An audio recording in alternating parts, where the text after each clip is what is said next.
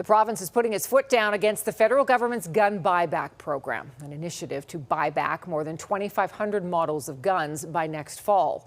Some Alberta gun owners are happy to see the province stepping up, but as Tyler Barrow explains, this might be more politics than policy enforcement.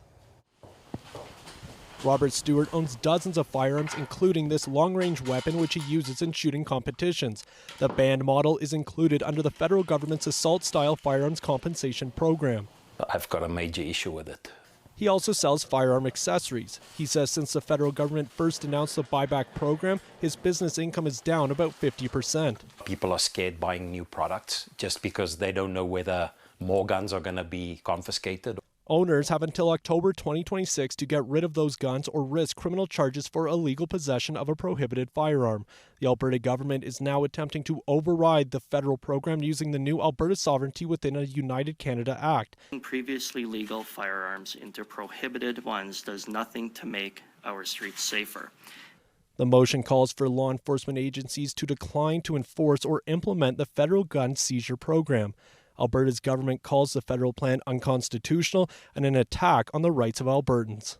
The gun buyback program doesn't address the issues that Canadians are complaining about. One political scientist isn't convinced the motion, if passed, will succeed with law enforcement choosing provincial jurisdiction over federal. This is opening a large can of worms, I think, for the government to be able to say some laws we respect, some laws that we don't. Ottawa says the Supreme Court has made it clear the federal government has constitutional authority over firearms legislation. The federal public safety minister expects all provinces to enforce the law. This is a Canada-wide program, so we expect it to be rolled out Canada-wide. We will work with jurisdictions to ensure compliance. The latest showdown between Alberta and Ottawa has left some gun owners confused. It's all good and well while the UCP is in power. What happens when the UCP are not in power anymore? CTV News did reach out to the Calgary Police Service and RCMP about whether they would follow the province's directives. Neither responded by our deadline. And Tyler joins us now. So Tyler, the other part of the motion put forward was regarding Albertans' rights to defend themselves. So what more can you tell us about that?